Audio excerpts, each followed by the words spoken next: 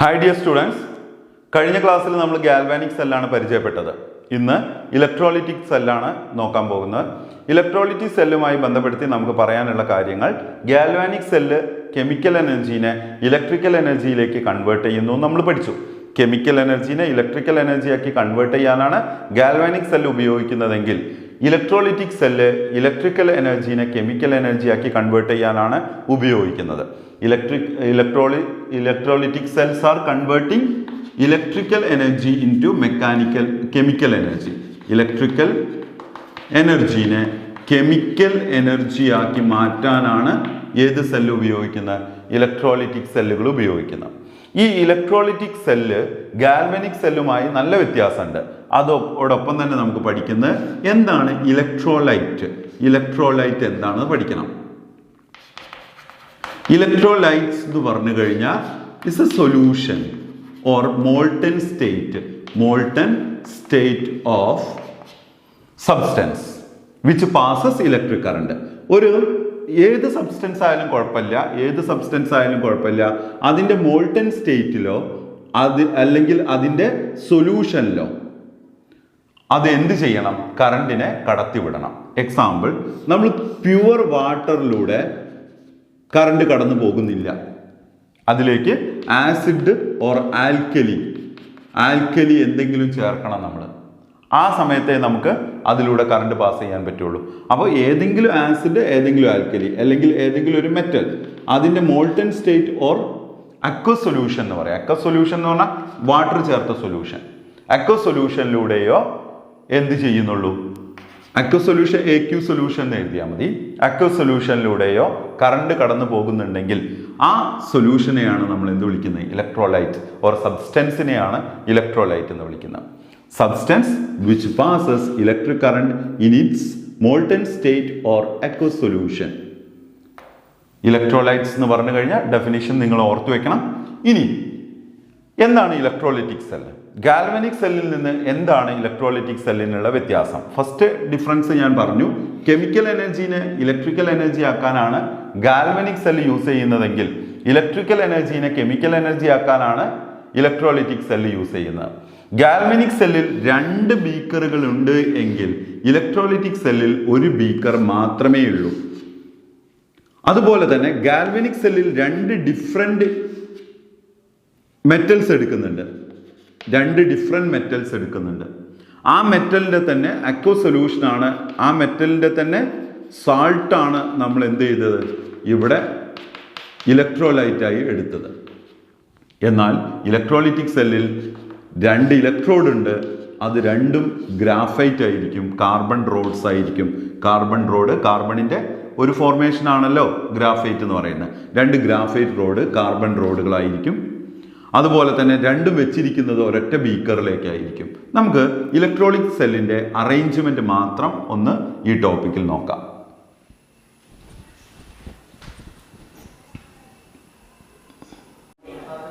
Electrolytic സെല്ലിൻ്റെ arrangement നമ്മൾ നോക്കുമ്പോൾ ഒരു ബീക്കർ നിങ്ങൾക്ക് കാണാം. ആ ബീക്കറിൽ ഇലക്ട്രോലൈറ്റ്സ് എടുത്തിട്ടുണ്ട്.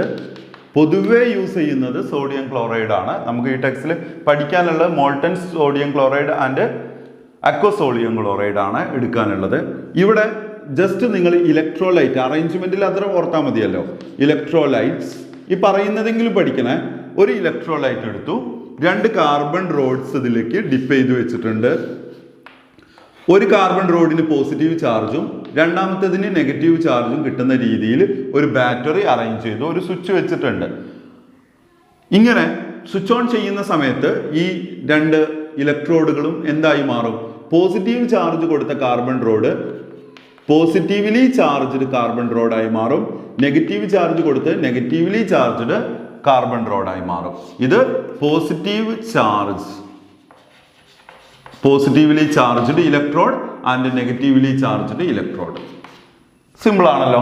പോസിറ്റീവ് ചാർജ് കൊടുത്ത ഇലക്ട്രോഡിനെ നമുക്ക് ആനോഡ് എന്ന് വിളിക്കാം. ആൻഡ് നെഗറ്റീവ് ചാർജ് കൊടുത്ത ഇലക്ട്രോഡിനെ കാഥോഡ് എന്ന് വിളിക്കാം. ഓക്കെ, പോസിറ്റീവ് ചാർജ് അവിടെ മുതലാണ് കൺഫ്യൂഷൻ വരുന്നത്. ഗാൽവാനിക് സെല്ലും ഇലക്ട്രോളിറ്റിക് സെല്ലും നിങ്ങൾക്ക് ഇവിടെ മുതലാണ് ഡൗട്ട് വരുന്നത്. ഗാൽവാനിക് സെല്ലിന്റെ കാര്യത്തിൽ പറയുകയാണെങ്കിൽ 2 ബീക്കർ വേണമല്ലോ. ഗാൽവാനിക് സെല്ലിന്റെ കാര്യത്തിൽ നിങ്ങൾ പഠിക്കുന്നത് ഇലക്ട്രോ കെമിക്കൽ സീരീസിൽ മുകളിൽ വരുന്നത് ഹൈ റിയാക്ടിവിറ്റി വരുന്നുണ്ട്. ഈ ഹൈ റിയാക്ടിവിറ്റി വരുന്നതിൻ്റെ അടുത്ത് ധാരാളം ഇലക്ട്രോൺസ് ഉണ്ടായിരിക്കും. ആ ഇലക്ട്രോൺസ് ആണ് അടുത്തതിലേക്ക് ഫ്ലോ ചെയ്യുന്നത്. അപ്പോൾ നമുക്ക് വോൾട്ട് മീറ്ററിൻ്റെ നെഗറ്റീവ് ഇവിടെയും പോസിറ്റീവ് ഇവിടെയും കൊടുക്കുന്നുണ്ട്. വോൾട്ട് മീറ്ററിൻ്റെ നെഗറ്റീവ് വന്ന ഭാഗം നിങ്ങൾ ശ്രദ്ധിച്ചോ, നെഗറ്റീവ് ചാർജ്, അതായത് ധാരാളം നെഗറ്റീവ് ഇലക്ട്രോൺസ് ധാരാളം ഉണ്ട്. അവിടെയാണ് നമ്മൾ ആനോഡ് എന്ന് വിളിക്കുന്നത്. അങ്ങനെയാകുമ്പോൾ കുട്ടികൾക്ക് കൺഫ്യൂഷൻ ഇതാണ്, ഇവിടെ നെഗറ്റീവ് ചാർജ് അല്ലേ കൊടുത്ത്, ഇവിടെ ആനോഡ് എന്ന് വിളിക്കുമ്പോൾ പോസിറ്റീവ് ചാർജ്. ഇത് നമ്മൾ കൊടുക്കുന്നത്, ഇത് നാച്ചുറലി അതിലുള്ളതാണ്, ധാരാളം ഇലക്ട്രോൺസ് ഉള്ളതാണ് ഗാൽവാനിക് സെല്ലിൽ. എന്നാൽ ഇലക്ട്രോളിറ്റിക് സെൽസിലാണെങ്കിൽ നമ്മൾ ബാറ്ററിയുടെ പോസിറ്റീവ് കൊടുക്കുന്ന ആൾ ആനോഡ്, നെഗറ്റീവ് ചാർജ് കൊടുക്കുന്ന ആൾ കാഥോഡ്. അപ്പോൾ ഇതിൻ്റെ ഒരു അറേഞ്ച്മെൻ്റ് ആണ് ഞാൻ പറഞ്ഞത്. നമ്മൾ സ്വിച്ച് ഓൺ ചെയ്യുന്ന സമയത്ത് current positive charge negative charge വരുന്നത് വഴി ഈ ഇലക്ട്രോലൈറ്റ്സ് അയോൺസ് ആയി മാറാൻ തുടങ്ങും. എന്തായി മാറാൻ തുടങ്ങും? Ions. Positive charge ions and negative charge ions ആയി മുറിയാൻ തുടങ്ങും. പോസിറ്റീവ് ചാർജുള്ള അയോണുകളും നെഗറ്റീവ് ചാർജുള്ള അയോണുകളും ആയി മുറിയാൻ തുടങ്ങും. അത് നമ്മൾ പഠിച്ചിട്ടുണ്ട് 9th കാറ്റയോൺസും ആനയോൺസും പഠിച്ചിട്ടുണ്ട്. പോസിറ്റീവ് ചാർജുള്ള അയോൺസ് എന്താണ് ചെയ്യുക? നെഗറ്റീവ് ചാർജുള്ള കാഥോഡിലേക്ക് അട്രാക്ട് ചെയ്യും. Positively charged ions attract to negative charged electrode or cathode. And there occurs, അവിടെ എന്താണ് സംഭവിക്കുന്നത്? പോസിറ്റീവ് ചാർജുള്ള അയോൺ നെഗറ്റീവ് ചാർജുള്ള കാഥോഡിൽ ചെന്നിട്ട് അവിടെ എന്താണ് സംഭവിക്കുന്നത്? ഒക്കേഴ്സ്, ഇവിടെ ധാരാളം ഇലക്ട്രോൺസ് ഉണ്ടായിരിക്കും. ഇലക്ട്രോൺസിനെ റിസീവ് ചെയ്യുന്നു. ഇലക്ട്രോൺസിനെ റിസീവ് ചെയ്യുന്ന ആ പ്രോസസ്സിനെ നമ്മൾ എന്താ വിളിക്കുക? Reduction process. പോസിറ്റീവ് ചാർജുള്ള അയോൺസ് കാഥോഡിലേക്ക് പോയി അവിടെ വെച്ചിട്ട് എന്ത് സംഭവിക്കും? റിഡക്ഷൻ സംഭവിക്കും. There occurs reduction. And positively charged അയോൺസിന്റെ കാര്യമാണ് നമ്മൾ പറഞ്ഞത്. ഇലക്ട്രോലൈറ്റിൽ അയോൺസ് ഉണ്ടായിരിക്കും, പോസിറ്റീവ് അയോൺസും നെഗറ്റീവ് അയോൺസും. അതിൽ പോസിറ്റീവ് അയോൺസിന് എന്താ സംഭവിച്ചത്? പോസിറ്റീവ് അയോൺസ് നെഗറ്റീവ് ചാർജ്ഡ് കാഥോഡിലേക്ക് നീങ്ങും, പോസിറ്റീവ് നെഗറ്റീവ് അട്രാക്ട് ചെയ്യും. പോസിറ്റീവ് ചാർജുള്ള അയോൺസ് നെഗറ്റീവ് ചാർജുള്ള കാഥോഡിലേക്ക് നീങ്ങിയിട്ട് അവിടെ വെച്ച് റിഡക്ഷൻ സംഭവിക്കും, ഇലക്ട്രോൺസിനെ കൂട്ടിച്ചേർക്കും. അതുപോലെ തന്നെ നെഗറ്റീവ് ചാർജ്ഡ് അയോൺസിന് എന്ത് സംഭവിക്കും? നെഗറ്റീവ്ലി ചാർജ്ഡ് അയോൺസിന് എന്താണ് സംഭവിക്കുക? They go to positively charged electrode, ആനോഡിലേക്ക് അട്രാക്ട് ചെയ്യും. നെഗറ്റീവ് ചാർജ്ഡ് അയോൺസ് ആനോഡിലേക്ക് അട്രാക്ട് ചെയ്ത് അവിടെ വെച്ച് എന്ത് സംഭവിക്കും? നെഗറ്റീവ് ചാർജ് അയോൺസിന്റെ അടുത്ത് ഒരുപാട് ഇലക്ട്രോൺസ് ഉണ്ടായിരിക്കും. അതുകൊണ്ടാണ് അത് നെഗറ്റീവ് ചാർജ് വന്നത്. ആ ഇലക്ട്രോൺസിനെ മുഴുവൻ ലിബറേറ്റ് ചെയ്യും, വിട്ടുകൊടുക്കും. അതാണ് നമ്മൾ വിളിക്കുന്ന ഓക്സിഡേഷൻ. അവിടെ ഓക്സിഡേഷൻ സംഭവിക്കും. ഇതാണ് നമ്മൾ പഠിക്കേണ്ട ഇലക്ട്രോളിറ്റിക് സെല്ലിന്റെ ഫസ്റ്റ് അറേഞ്ച്മെന്റ് എന്ന് പറയുന്നത്. കാരണം ഇവിടെ ഒരു കെമിക്കൽ എനർജി നമുക്ക് ഫോം ചെയ്യിക്കാൻ പറ്റി.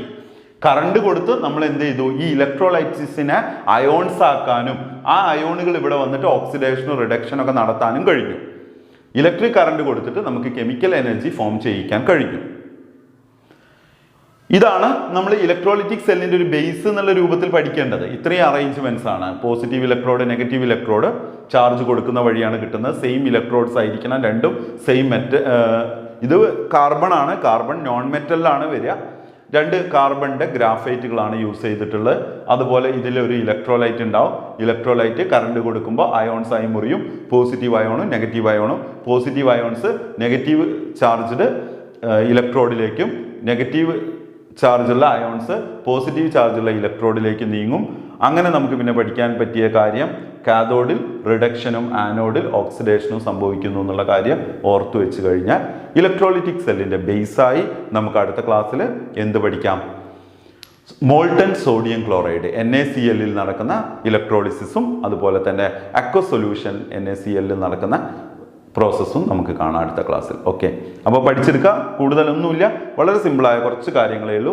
അത് ഓർത്ത് വയ്ക്കുക.